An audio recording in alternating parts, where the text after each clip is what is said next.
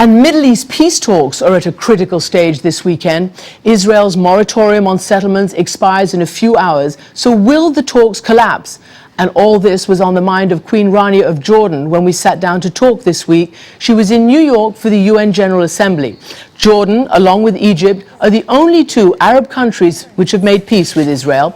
And this queen, a mother of four, is on a campaign to promote moderate voices in the Arab world and to counter the extremists. Your Majesty, thank you for joining us. Pleasure. Thank you, Christiane. There is, as you know, a peace process in place right now. Everybody's waiting to see whether the Prime Minister of Israel keeps the moratorium on and whether the Palestinian president stays at the talks. Do you think he should stay at the talks? Absolutely. Moratorium or not? Well, that's something to be discussed. I know that there's a lot of cynicism, and I know that a lot of people don't believe that it's going to happen. And it's not easy. If it was easy, it would have happened by now. But what's very important to emphasize is why this peace process is important, why we mustn't let cynicism or pessimism just dismiss the whole process.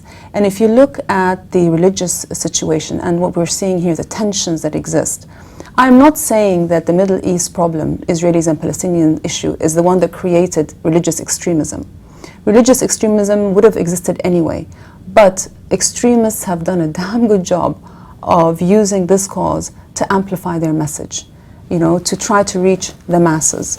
And we need to realize that when there's a population that is living under occupation, where there's no justice, where they can't send their children to school, where mothers have to deliver on checkpoints, and on the other side, where Israelis feel that they have to build a bubble, they have to build a wall in order to exist safely because they live in such a hostile environment. That is an explosive situation that has repercussions not only on our region, but on our entire world. And we see those, even the debates that are going on in the States. So we have an extremely high stake and vested interest in seeing these negotiations move forward. In terms of the settlements that you were asking me about, whether there's the moratorium continues or not, what matters to me is what actually happens on the ground. If both sides are still talking and in the spirit of peace, these settlements are not expanded upon, then I think both sides need to be flexible. As long as they continue to talk, we need to see results. The Palestinian people and the Israeli people need to see change, tangible change in their lives very soon. President Obama figures very strongly in this Middle East peace process, of course. He's brought the two sides together. Unfortunately, Pew polls and others now show his popularity dipping in the Islamic world, including in Jordan. What are your thoughts on that? Simple. Let's see what happens with if we achieve success with this round of Middle East talks, then let's check his popularity ratings after that. I think they'll skyrocket. You mentioned how this extremist ideology is even coming to play in the United States. You've seen the reaction and the fallout from the Islamic Center, but it goes broader than that. Do you see a sort of a dangerous Islamophobia in the United States? How do you assess what's happening here? Well, it just really surprised me how inflamed this issue became.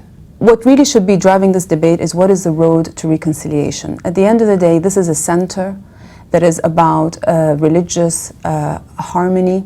It's about tolerance. If people understand that this is a center that does not play in the hand of the bin Ladens of this world, but rather confronts them and undermines them.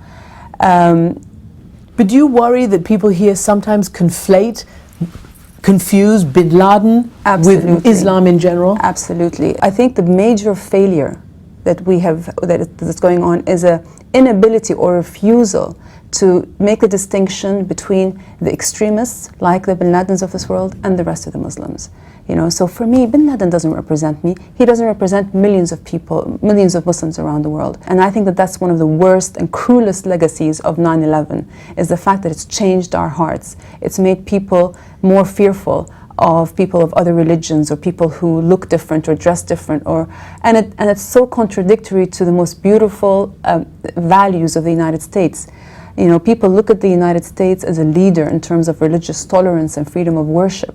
Now, the people of America need to decide, do they want to continue to play this leadership role to the rest of the world? Because even the Arab world, even the Muslim world, we look up to the United States when it comes to freedoms. Then how does the Muslim world reclaim that moderate center to allay the fears here? I think the Muslim world has to speak out more. Moderates in general have to speak out more. And also, when they speak, there needs to be people listening on the other side, because this is a debate that affects how the future generations think and feel. It's the UN General Assembly, and you're here in part because of the Millennium Development Goals. Now, for a lot of people, that's jargon, but what do the MDGs actually aim for?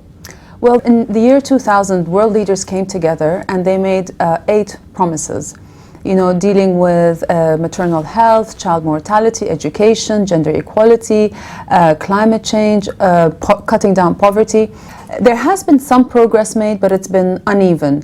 I think the food crisis, the economic crisis, the climate crisis, all those have meant that in many cases we've limped rather than leaped. So we have to redouble our efforts to make sure that we reach these goals. In the 10 years since 2000, what has been achieved on eradicating extreme poverty? That was one promise. Yes. Making universal primary education accessible, empowering women. Right. Education and empowerment of women are 2 that I'm concerned about, because if we reach those 2, they underpin success for all the other goals. Many of the reports about the Arab world say that one of the reasons it lags behind the rest of the developing world is because it disempowers half its population, i.e. the women. Absolutely, I totally agree with that. I think, you know, when you look at the Middle East and North Africa region, we're one of the biggest spenders on education.